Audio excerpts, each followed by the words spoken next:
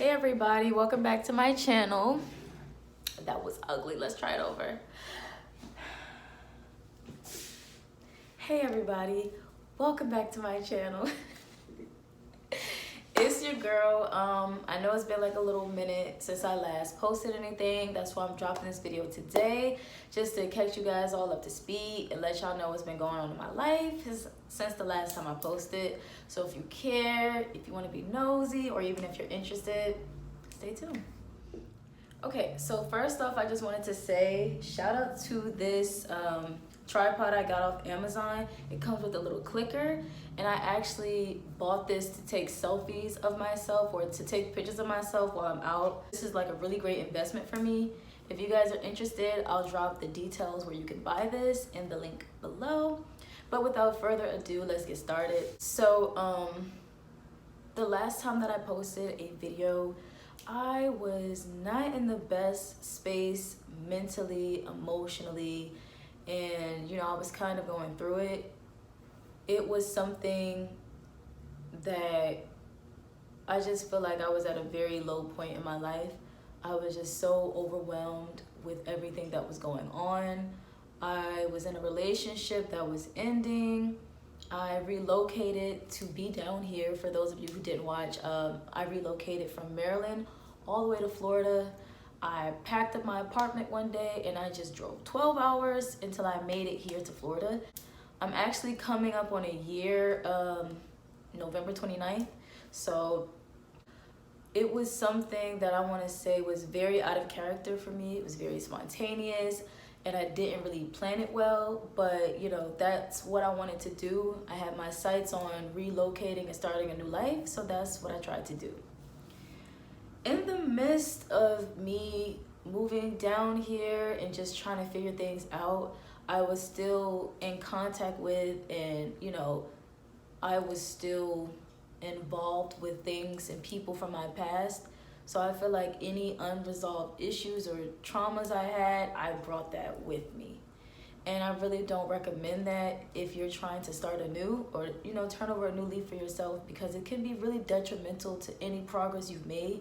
Because when you have some of those similarities from your past and they're all associated with negative things, it kind of keeps you in that mental space, and I honestly feel like it prevents you from any type of progress.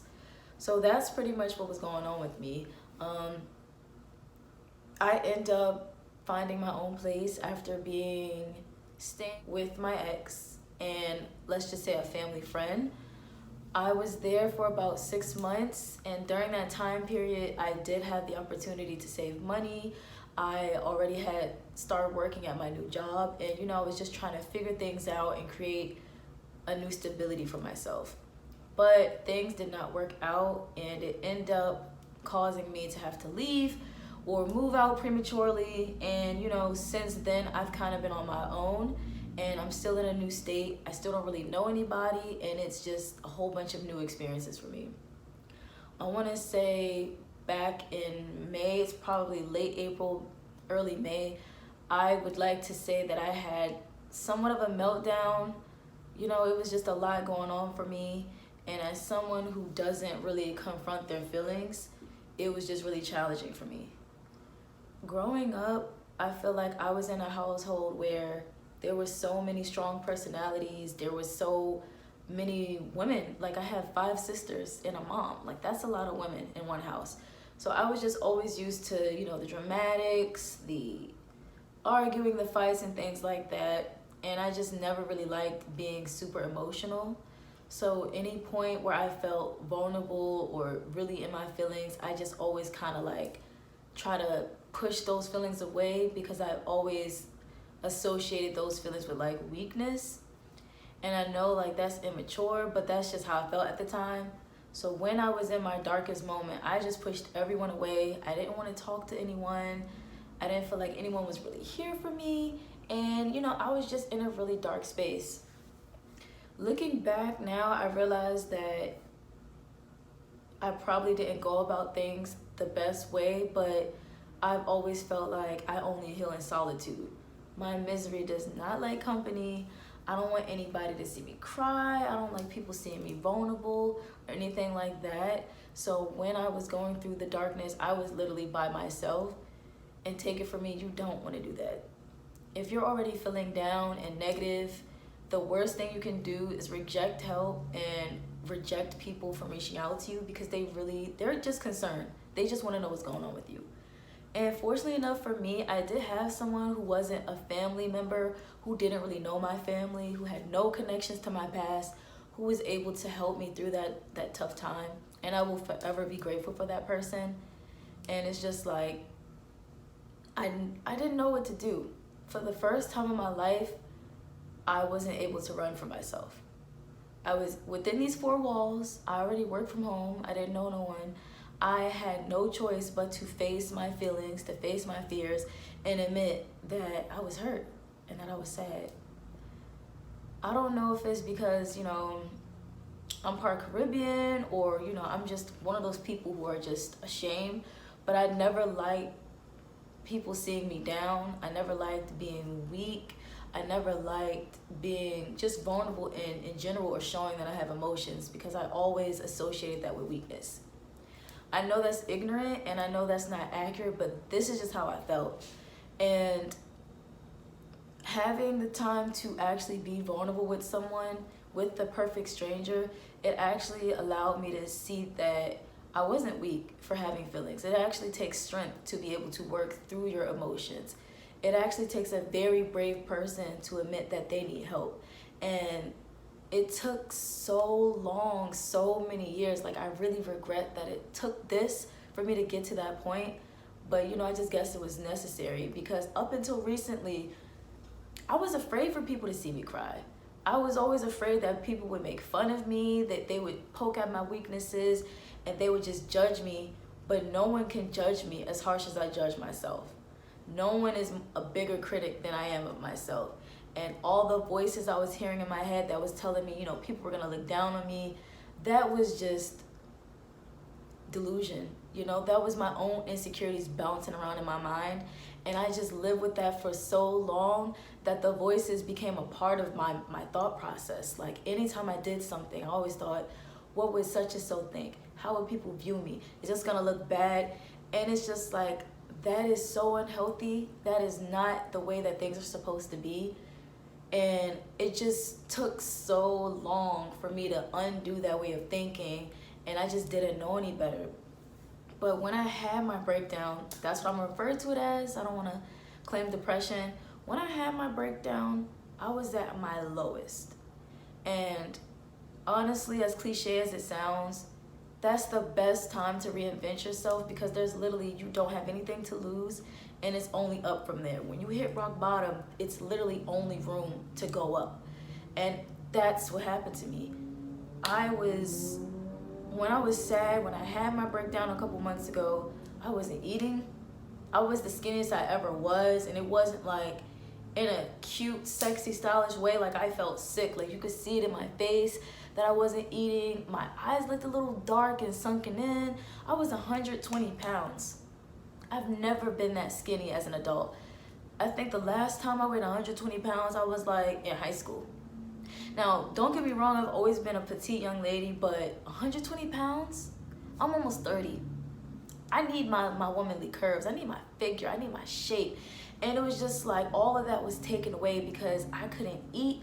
I couldn't bring myself to cook for myself. I would literally start cooking and forget that I even had food on the stove or in the oven. I would burn it. I would end up wasting food. I bought so many groceries and they would just expire in my fridge because I couldn't bring myself to eat. Like, I was just so hurt and broken down, and I just felt like I was surrounded by darkness and I had no one. And I never thought that I'd be the person to admit that I went through something like that, but even though I physically felt alone, I was never alone. Like, for one, I always had God. I always had Jehovah, that's for one. I never forgot that, but I just was physically alone, which made me feel like I was alone in every other aspect. But, you know, that's just the negativity speaking. But I said all that to say, if you're going through something and you're having a hard time, it's okay. Like, nobody's happy 24/7. No one's perfect. It happens. Life is tough. You know, you're gonna get beat down by life. You're gonna experience things that you never thought that you have to experience alone. It happens, but it's okay. You know, it's okay. And it's definitely okay to reach out to people. It's definitely okay to seek help and to have counseling or to talk to someone. You don't have to fight that battle alone. And for so long, I really thought that I did. Anytime that I would reach out to my family, I just felt like it did more damage than good, because a lot of my trauma was surrounding them and our relationship. So if, you know, like, you can't heal in the same environment that you were hurt in, I feel like. So if I'm dealing with trauma from my childhood or past experience and my family reached out to me, I became triggered, and it just pushed me further and further away from them. So it really took so long for me to get to the point where I'm at right now, where I can call my family and I can text them. But I first had to realize that there was something wrong. You know, I feel like I spent so many years of my life just focusing on money, my security, and, you know, just physical things. I never had the chance to sit in my emotions and figure out why I was unhappy or why I felt like I couldn't connect to people. And once I was able to move out and move into my apartment, which I moved here in April, I had nothing but time to be with myself. I had nothing but myself here. So when I was able to deal with myself and I couldn't run from it, that's when everything hit me like a ton of bricks. That's when I became overwhelmed and I just felt like down and out, because, you know, I love security. I love having money. For those of you who don't know, I'm a Capricorn, so yes, some of the things they say about us are true. We do value money, we do value material things and stability, but at the end of the day, I can't cuddle with a bag of money. You know, at the end of the day, I can't talk to a computer. You know, I can't do any of that. And I needed a human connection. I needed a sense of community. I needed to have that some type of bonding, friendly relationship, and I didn't have any of that. So when I was able to sit down by myself and be honest with myself, it was so overwhelming. I couldn't stop crying. I just couldn't stop reflecting on the things in my life that never worked out. Not physically, but just like in an emotional sense or relationship-wise. And it was just like, I was just really down. So I just dropped this video to say, like, now I am at a better spot mentally, emotionally. I have people that I can talk to. I have a community that I'm building. I've gotten, you know, to get to know people. And the friend that I had who helped me through that dark time, I still have them in my life, and I will forever be grateful. But, you know, September is Suicide Prevention or Suicide Awareness Month. And I wasn't suicidal, but I wasn't suicidal, but I just felt like if I went to sleep and I didn't wake up, it would have been okay. And it's not okay to think like that. It's very dark, and, you know, it's not all right. Something is wrong if you think like that. If you do feel like the world would be better without you, even if you don't want to end your life per se, that's still in the lines of mental health issues. Like, that's not okay. You deserve a chance at life. You deserve to be happy. You deserve to learn from your mistakes. You deserve to try to make yourself better and be better than you were before. And it was just always something so tough for me, because, like I said, I don't like weakness. I don't like vulnerability. I don't like anything like that. But as I reached out to people who have been where I was and who could relate to how I was feeling, they told me that it's okay to be vulnerable. It's okay to show that you're not perfect, because nobody's perfect. And that's how we connect to each other. When we're vulnerable, that gives us the opportunity to grow with one another, to have that sense of community. And I was just so set in my ways that I just wasn't hearing that. But I'm sad that that had to happen at this point in my life, where I should have been embarking on a new journey, where I should have been taking advantage of meeting new people, and I should have been happy to be in the Sunshine State. I'm sad that it had to happen, but I'm so glad at the same time that I was able to go through that storm, because now I'm able to enjoy the sunshine to its entirety. When I am upset, when I'm feeling sad, when I'm feeling down, I don't run from my feelings anymore. I'm not ashamed.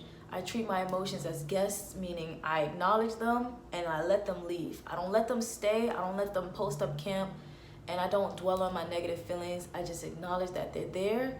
I assess why they're there, and I keep it moving.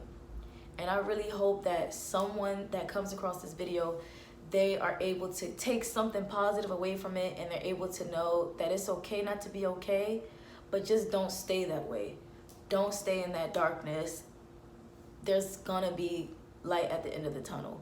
You know, and I know that's cliche, but it's so real. You know, cliches are cliches for a reason, because it worked and it's widely proven. So I say all that to say this, guys.